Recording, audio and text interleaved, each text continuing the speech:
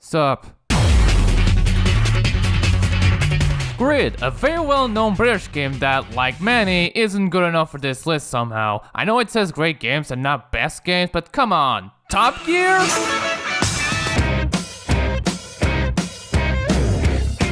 It's quite strange seeing a long-time independent developer being bought out by an American giant.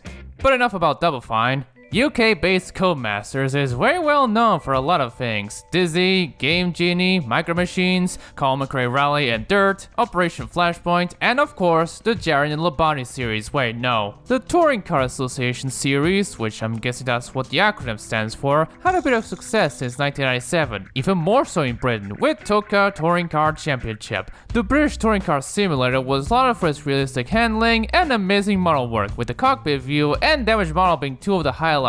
My sister covered that years ago alongside Top Gear Rally. Still not calling Top Racer. Then I got overtaken by Gran Turismo with its freedom and CarPG Revolution. Still, when the sequel came in, it received the same praise as before, with support races added to the mix. While the first two were on the PS1 and PC, the next one was a PlayStation exclusive, and it does not have the BTCC included. So why the token name there then? It features multiple events from around the world and a licensed soundtrack too.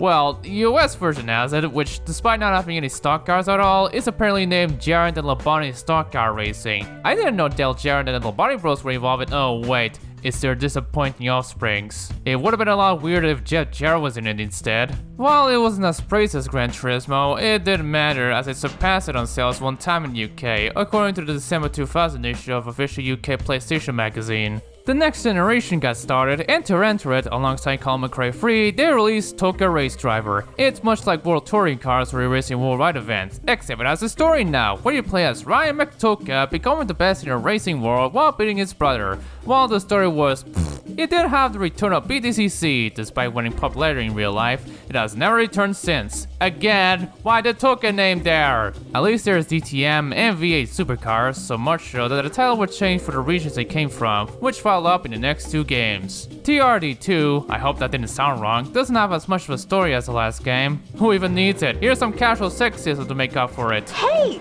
relax man, I was just doing an interview. I want her out of my pit lane. Rick, if it weren't for them and their sponsorship, we wouldn't have a pit lane. I don't care. I don't need bimbo's with cameras flying round my head getting in the way. It's dangerous. Look at her. She's at it again.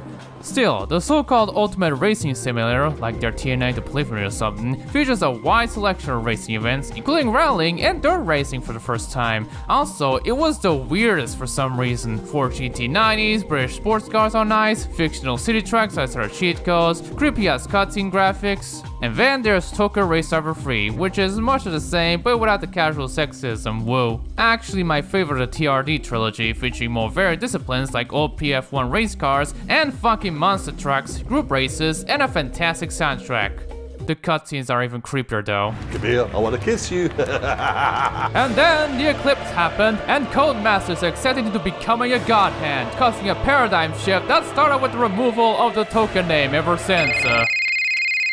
Cool with your Berserk references, Pinkie. Race Driver Grid, or just Grid in the US, was released in late May of 2008 in Europe, with the US getting it a few days later. To remove confusion with the 2019 reboot, I'm gonna refer to this game as Hardy Grid. It's available for the 360, the PS3, and Windows PCs, with a Nintendo DS version released in August, made by Firebrand. It has a track editor and everything! Not only that, but there's even an arcade cabinet version published by Sega. Amusingly, this version runs at 60 FPS, which the console versions can't. But of course, I'll be playing the PC version, which I think they have on Steam. I'll talk about how to make it run on modern computers at the end of the video. Hardy Grid, unlike the previous TOCA game, starts with replay footage of the races instead of just off-game CGI stuff, set to Uncle's remix of No One Knows by Queens of the Stone Age, which is the version I prefer. I always love racing game intros for replay footage. It captures the feeling of them more than a cinematic trailer.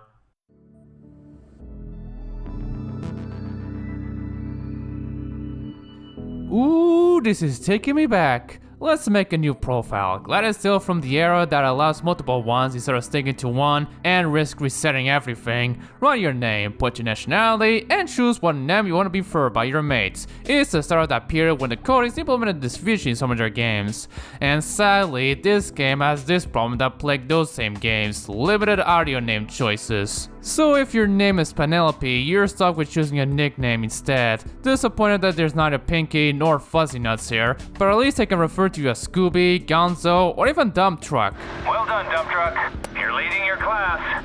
I'll just call myself Ghost. Foop! Wait, that's the other continuity. Let's start my career in Grid World. Much like the previous two Toku games, you get this taste of power race set in San Francisco where you drive a Viper in this case. Since then, every grid starts off with one, becoming a staple nowadays. Grid 19 that's free like it's Forza 7. After that's done, you're given the rookie license and introduced to two characters that'll help you out on your journey. I honestly don't know their names because none of them bothered to tell me theirs. It's just crew chief and business manager. Fuck man, even third free had the decency to name the faceless duo or not named Christian Stevenson. Anyways, the business manager tells me to join races as a teammate to gather enough money to fix his old Mustang. It is simple enough, but also a learning experience because you'll be driving some top-notch cars as you start up. I'm talking GT1 cars, a Mustang GTR concept, fucking Porsches. How the hell did I manage to get that while EA still hold exclusive rights to it? I don't know how, but from what I heard, it came with caveats, which I'll talk later. For now, I've got enough money to restore the pony and start my career proper. All I gotta do is come up with a team name. Oh shit. I'm calling ourselves the Picky Pies. Perfect name, don't you think? We're not some indie rock band. Get out! Compared to earlier games, Honey Grid is a lot different. Instead of just joining teams and race, you actually get to manage your own team, completely customizing your livery and signing sponsor deals, which is a nice breath of fresh air for the series. I just wish there was more color choices, not enough pink. Not only that, but instead of doing a linear set of races, you can choose whatever you want. The name of the game is Reputation, and you have to get it now to earn a better license. However, it isn't simple. There are 3 sets to pick, depicting a region in the world: US, Europe, and Japan. Earning respect in one region only increases your reputation in that place. So if you upgrade your license in, say, Europe only, you only get to do the pro races in Europe, and so on and so forth. However, if you get a total of 1 million rep, you're granted the global race permit, which will unlock any subset that you haven't. Look, it's easier done than said, but I think this is a good system. If only there were more than 6 events in one subset, but oh well, I don't mind redoing one.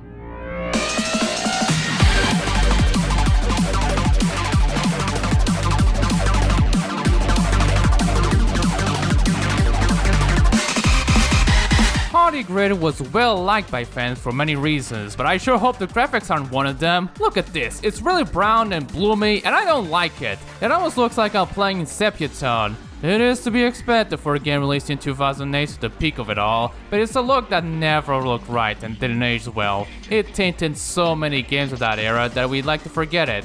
Unless you're feeling nostalgic over it somehow, seeing that it can fit a game with a grungy aesthetic like Need for Speed Most Wanted. To that I say, wrong! Pick a Black Attack!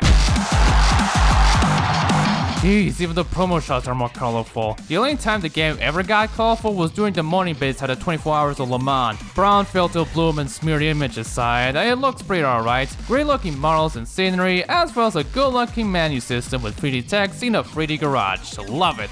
And you can at least turn the filter off by editing a specific XML file in your documents folder. It does look sharper and more colorful, but even then, it still has a bit of a yellow tint. It could be because some tracks are set during the morning or afternoon, but Shibuya at night is still yellow anyway. Worse yet, the night tracks are darker, making the headlights a bit more useless. And now I missed the flashes after using Rewind. Shit! I might keep playing it like that though, but I recorded most of the game with the post-processing still on. I want a bit of consistency anyway. The chase cameras are very good, giving off a great view of the front, even if the sensor speed is lacking. Unfortunately, the ones for the open wheels are super low to the ground. I never liked it in TRD3 and despise it here. And before anyone screams at me for missing one fundamental component of the game, I have to talk about the cockpit view. Now I'm gonna let you in on a little secret. I never liked cockpit views in any game.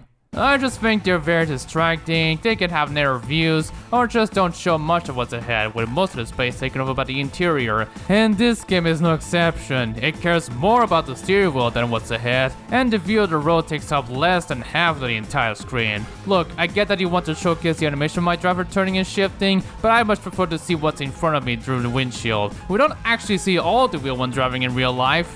Some cockpits are worse than others, where rearview mirrors blocked off by a door net, or the race standings force me to use the look back button. I like the one for the open wheel the best, but that isn't saying much considering they have open cockpits. Gotta be honest, I much prefer the cockpit views in the PS2 Colin McRae games. Is it any wonder why I didn't care that it got a minute in the sequel? I love seeing the replays here, so stylish and dynamic. A bit too shaky at times however, and why can't I have the replay controls? After turn 1, this is inexcusable. As for audio, something about some engine noises don't sound right, especially when revving up.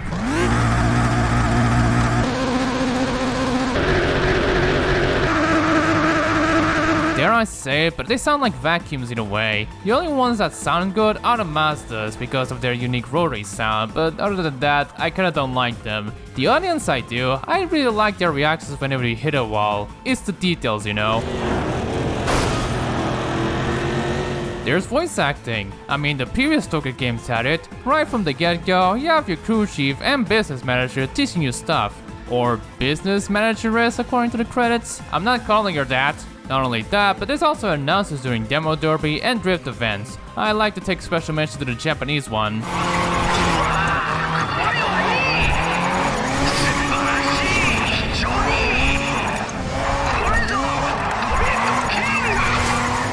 No joke, he's played by Yuri Lowenthal. No shit on the guy. I get that he worked on anime dubs, but did they only hire him because his name sounded Japanese or something? Even the teammates have their own lines. That's right, mate. I see you. Can you see me? However, it's pretty obvious after hours of play that they have a small amount of unique audio files for them, so you're gonna hear repeated lines throughout, and they aren't always rightly used. Did you see me? Directly behind you. No, you're not directly behind me, you're way behind me. And don't get me started on the business side of things. Driving for other teams is a great way to earn money quickly. You get a fixed amount for each race, plus bonuses for exceeding expectations. Problem is, it doesn't help increase your reputation as much as racing for your own team. Now, it isn't bad to hear it. The first time, sometimes he just likes to tell you about it again and again and again after you did some races, and it's grating. Driving for other teams is a great way to driving for other teams is a great way to driving for other teams is a great I get it! I can drive for other teams, but they're less rewarded than for my own! I know! Shut up! It's as annoying as the crew chief just asking you to drive close to the red pillars every time you start a dread race. Try to drift as close as possible to the flag. Try to drift as close as possible. Try to drift as close. Try to drift. Try to drift. Try to drift. Somehow worse than Kristen Stevenson in Dirt 3. How can he be bad, you might ask? I'd tell you, but I need to post this footage onto YouTube first. It rocks. Jeez, do I just hate the game then? No, actually. For one, there's no pre-rendered cutscenes for creepy-looking human characters. I love the heart-pumping soundtrack composed by Ian Livingston, a mix of techno and orchestral that serves so well.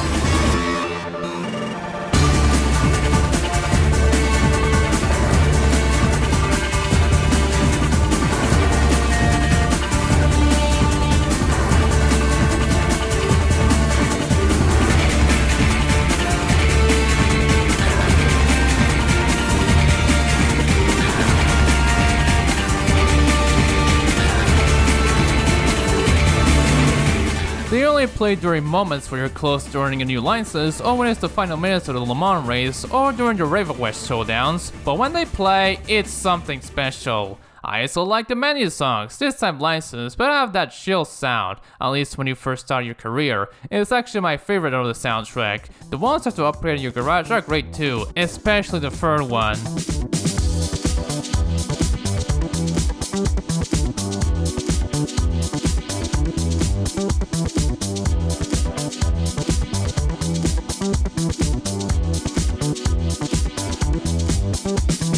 But of course, I got issues.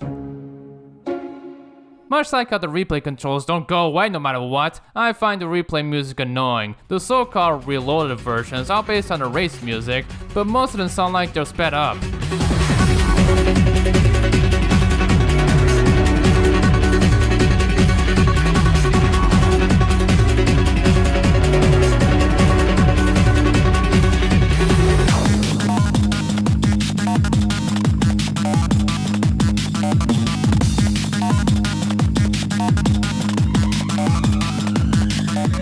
It's just so weird, man. Who decided on this? Hell, I wasn't sure if I should use any of the songs before making this video, because the ones in the official soundtrack have different pitching than in the game. You know what, I'm just gonna use the in-game versions, as well as stuff from miscellaneous games. They could work too.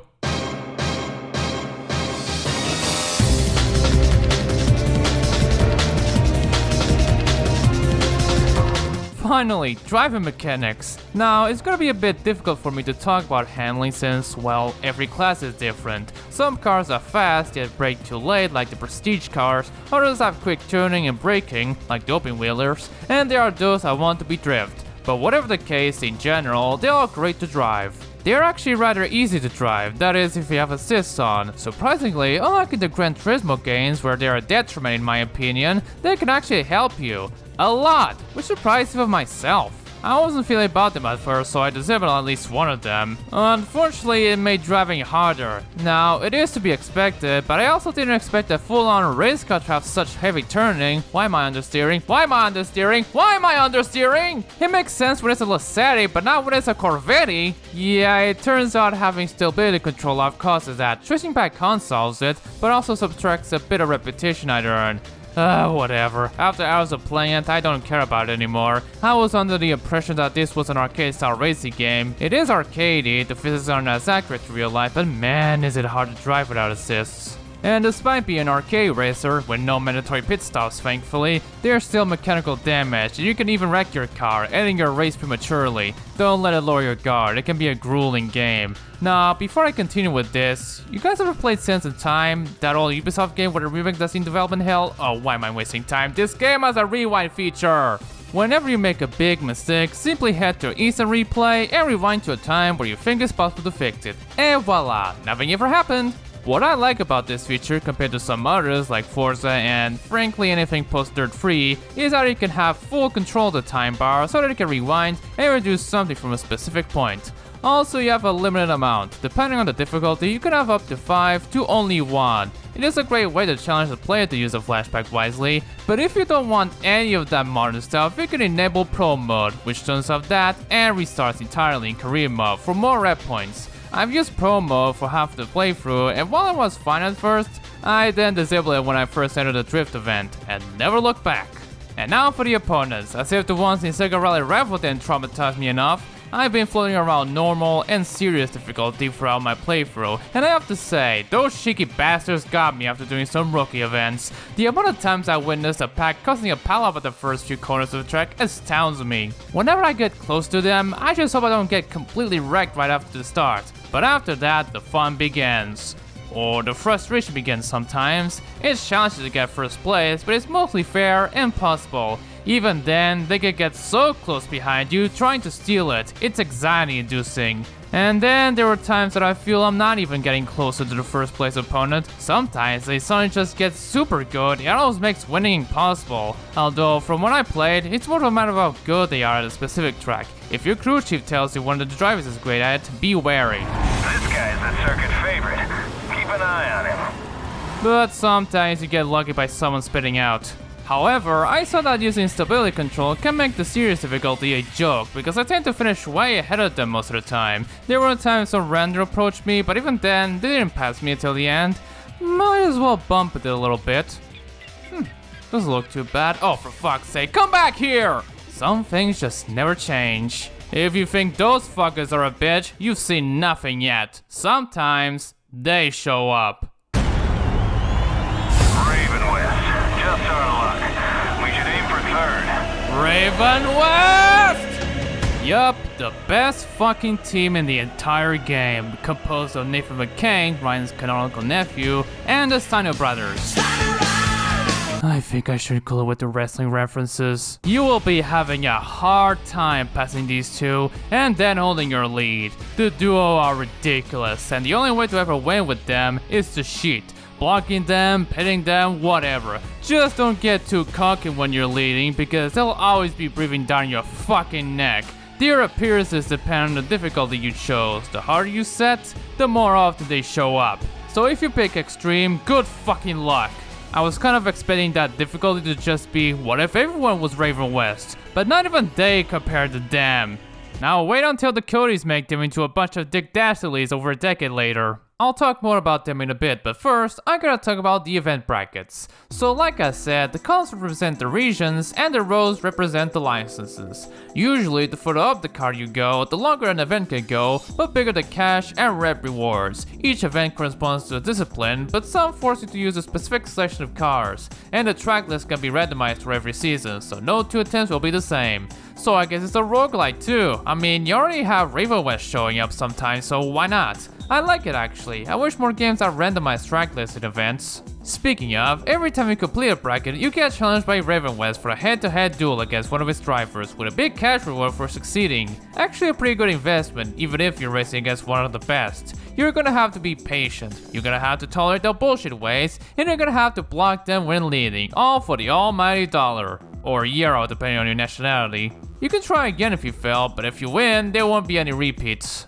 I've said this before, but I gotta say it again. I fucking love this career mode. It actually gives you more freedom than the last two games. You get to pick whatever event you want to do, and if you're short on cash, fuck it, redo one you did already. You may only get half the rep you earned the first time, but you still get the same cash amount. It's great! And money is more than just a plot point or a high score. You can actually use it to buy cars or hire drivers. I'll get to those later, but fucking hell, I love it. I also love that you don't need to do silly license tests to get a permit. Just earn enough reputation in one area, and there you go, all set. Better than the Gran Turismo games, really. And saying that is putting me at risk of being crucified. Now, most of the events are just standard races with specific cars, but there's also some unorthodox disciplines too. Shame it doesn't have rally nor dirt racing anymore. I guess they're reserved for the dirt games now. But starting off are the toge races. What if the canyon races and Need for Speed Carnival were boring? I joke, but it's kind of similar, but not really. The main objective here is to get a better time than your opponent in 2 runs. One where you start ahead, and another where you're behind. And you must either pass or stay close behind them, but it's always preferable to pass them. However, if you so hit your opponent, you get a 1-second penalty, which can hurt a lot. So it's best to race clean as possible. The toge events are handled in tournament rounds, so you have to do the same course 3 or 4 times, depending on which bracket it's on. Means I might challenge my mate. Sorry. You also have Midnight Toge, which is just the same as during the day. Oh shit, there's traffic! Bet you didn't expect actual street racing in a toge game. The Kaido Battle games didn't have that. Sure, there are other differences like how each run just 1 run, and there's no penalties for hitting someone, but still, traffic! And why is it always a lonely Lassetti? Then there's Demolition Derby. Oh god, it's Dirt Showdown, run away! I really need to stop dismissing Showdown and actually talk about it one day, because it's not as bad as people think. In Hardy Grid's case though, they're not really demolition derbies. They're still races to the finish, just with crossovers for potential T-bones. Sad thing is, there's only one demo derby event in the entire career mode, not counting driver offers, if there were any. Shame, because it's really fun. Needs nitro boost though. And then you have the drifting events. This next part is just gonna be me rambling about how much I suck at it, but whatever. I fucking hate doing these. At first, obviously you gotta drift to earn points, and drifting close to a flag, or a red pole at least. Cruise Chief keeps referring to them as flags, but I'm not fooled. You get extra points. The closer you go, the more extra points you get. You also have a multiplier encouraging you to do chain drifting, though it only goes up when you do a drift after the first and hit the Great Drift rank. When I did my first drift event, I felt like I had trouble. I didn't lose, mind you, but I feel I still suck at it. I kept ending my drift too early and also tend to spin out unintentionally. I wondered if turning off traction control would help. It fucking didn't! Big mistake! Ah! Yeah, I really don't recommend it to anyone. It was only when I have both traction control and stability control on that I can actually drift with ease. Not always. I had more than a few occasions where the game didn't count a very obvious drift, but still more pleasant. There's actually 3 types of drift events. There's Drift GP, which I'm lumping it together with downhill drift because it's just the same thing. When you drift around the course alone in hopes of beating your opponents. Like Toge, the winner is decided by a tournament. Freestyle drift is the same, but you can go around freely in the Yokohama docks. It's on a championship basis like all normal races. And drift battle is similar to the one in Need for Speed Underground 2. You drift with opponents on the way, and if you're in first place, you earn the most points. It is a quite varied mode, it's just a shame they take over half the Japanese bracket. What did I expect? After doing 4 championships, the season ends with the 24 hours of Le Mans. Or the 12 minutes of Le Mans as I like to call it, because in the career mode, the race goes that quickly. Either your team joins or you get hired by another, it still gives you some big cash in the end, preferably if you complete sponsor objectives. Though by the time you earn your global race permit, when you get to a point where you have cash in the tens of millions, the Le Mans race just feels unnecessary now. But if you don't like doing 12 minutes, you can hop on race day and do the full 24 hours. Yep, this is real! Even the Cody's thinks GT4's 24-hour races are ridiculous. Oh, speaking of sponsors, guess I have to talk about the other stuff. When you win an event the first time, you earn sponsor offers. While not very varied, the objectives consist of finishing a race in a certain position, the same without taking damage. What the fuck kind of game do you think I'm playing? Or just finishing the race no matter what. Those specific are few and far between after earning the first set, but as you progress, the later general ones will give you a lot of money after signing them. More so if you make one as the main sponsor, as you'll double the pay. It will overshadow even the first year race rewards. And there aren't any fakes here, all real corporations, from aftermarket companies of course, to magazines, communication providers, rental companies, and Reuters apparently. It's missing Playboy though. TRD3 had a DTM con sponsored by it, for some reason. After getting your first pro license, your garage gets expanded and you get to hire a teammate. At first, you can only pick one of these 3, but when you decide to replace them, you can search by hiring fee, the bigger it is, the more likely that you're a great one, pay cut tolerance, and region that's best used. Getting a teammate is great for getting some extra money if they meet the sponsor objectives. Throughout my gameplay, I've hired 3 drivers to help me with that. The first one I hired, named Seth, was really shit. He kept going last in a few races, and in an event that he specialized at, he fucking retired twice! So I replaced him with a Scott, who was certainly more successful, getting more podium finishes, and basically being my long-term partner. And then national pride struck me, and I fired him. My current one is a fellow Canadian, who my manager thinks he's worse. This guy's worse than the last guy. You don't know him? Well, I say Canadian, but his personality just boils down to, dude, like, I'm totally Canadian, bro. Right behind you, bro. Bro, got you in my rear view. I'm right ahead of you. Dude, I'm like right in front of you. Great driving, boss. You rock. At least he doesn't have a really fake accent. Yeah, I've heard all these accusations against me, and I'm here to say it's all true. I definitely abused my power, yeah.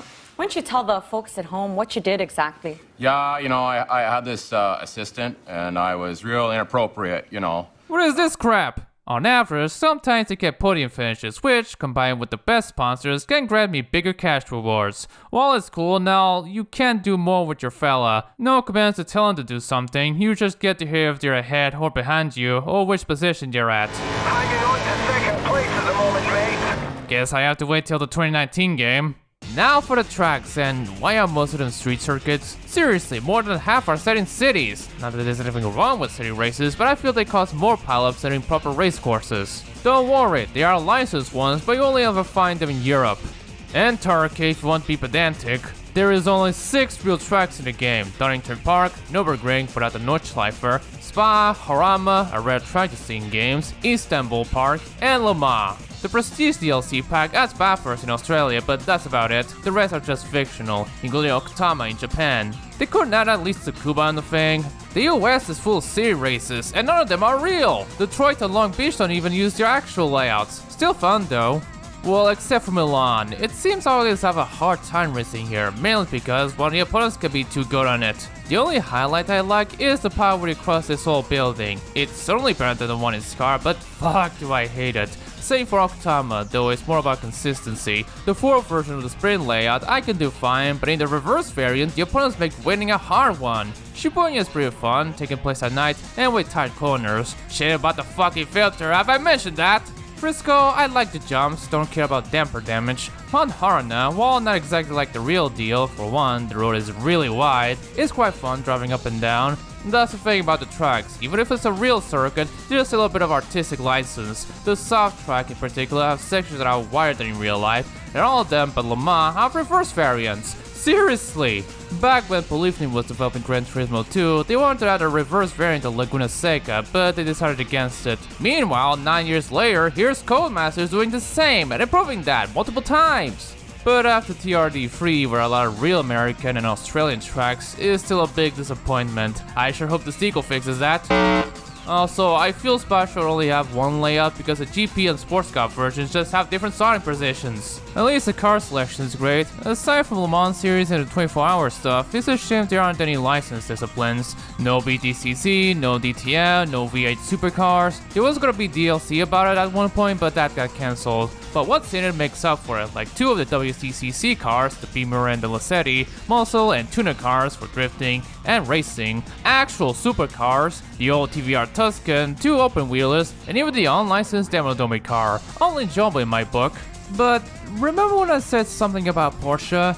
Yeah, like with Turn 10, where EA allowed them to add buyable, tunable, and paintable portions in the base Forza games until they decided not to after the third installment, unless it's DLC. Hardy Grid took the short end of the stick. You only ever drive the Porsche 911 in race day and in the driver offers. Yep, you can't buy it nor use it in multiplayer, which is why there isn't an option to put your custom livery on the thing. They could have gone away with it if it was a rough or a Gambala, but I guess they were feeling cocky having that allowance. Too cocky turns out.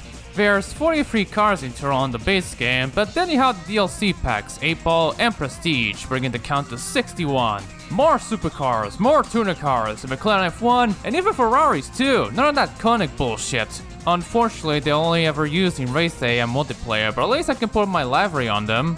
Unlike in previous games where you're given a car for the race, you have to buy it yourself. And so it begins. At least I can just go on eBay and find a used car for cheaper. The manager told me to be wary of cars with many wrecks, but I don't think it matters much. And here's something I forgot until the loading screen told me about it. You have to wash away the grime and the scratches of the car by yourself.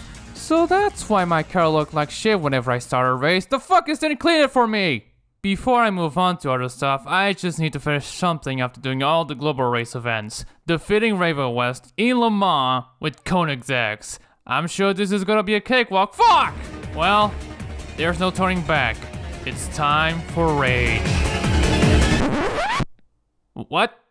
No, seriously, is this for real? I am easily beating Raven West here. I am wasted the only flashback in this race, and yet I'm still ahead. No, it can't be. This game is gonna get me by the last lap, I'm sure of it. Wow, they didn't? What the fuck? I expected some harsh racing, all I got is a leisurely drive at extreme difficulty. Was it the assist? Whatever, I made it to the credits. I don't like how the photos of the devs are in black and white. It's like they died during the making or something. At least they're not sepia toned. And winning the showdown gives me all the cars I could drive, including a few special ones. They're just regular cars but with special liveries. It's not that exciting. That's career done. Race stage is a quick race mode. Pick any track and car you like and race. If you're expecting it to be as in-depth as TRD3, then I'm sorry. If you're also expecting a time trial mode, test driving in career mode is your only option. There's multiplayer, either online or through LAN. There's no split screen in any version of the game, unfortunately. For the former, it uses Demonware as the middleman, but I guess they bettered it as I can't make an account for it. Don't worry, there's a way to restore it. You just have to join a Discord server and you've lost me. So that was Hardy Grid. I wanted to like this game, man. Aside from the visuals and the difficulty sometimes, I really do like it. The career mode was fantastic, the driving is pleasant yet challenging, and the tracks, while on mad list, are still great. It's just a shame it's marred by the damn visual filter. I swear, I wish it had more color. If you'd like to play this game, good luck finding a copy now! On console it's pretty easy, so long as you have a PS3 or a 360 because it's not backwards compatible with the later ones. The PC version on the other hand is hard to come by these days with it being delisted in digital stores. Zoom Platform used to have it until they listed it as temporarily unavailable since last year. Thanks EA. At least the retail release doesn't force me to use Steam or some other storefront app, though if you want it without DRM at all, your best chance is to track down the FX Director release only available in Spain. Either that or just pirate it, I don't care. And even then, on modern PCs, you have to do some modifications like using a program to make it run on more cores, limiting the game to 60 FPS if you want more time for your flashbacks, and all that stuff. The Zoom platform version is pretty much fixed out of the box, plus all the DLC stuff is included, but again, it's delisted. No worries though, I can recommend you a few mods like Broski's overall pack that changes the career mode from prizes to increased laps, as well as adding the DLC, and you can actually buy the Porsche, Pinkie. There is also the extra mod by Wojak. That's how you spell it. It's similar to Broski's, but also overalls the extreme difficulty, incorporates the DLC into career mode, and even restores cut content. Now, whichever you'd prefer is subjective, so I'm ending it on that note. After Grid, not much happened in the series. The Codys were very busy with the third series, until they announced the sequel to it in August of 2012. However, it went on a very different direction that divided a lot. I might look at Grid 2 some other time, but I have another Codys related thing for next month. Until then, I go undercover to finish out the Black Box era next time. The run doesn't count. Oh, I can't wait for you to rip that game to shreds. But I like the game. Fuck off. Rude. Hey, I'm not actually Wendy. It's Lauren, your former captain. I'd like you to have a conversation in person. If you can, meet me at my coffee shop in Seattle one day. I'll be patient.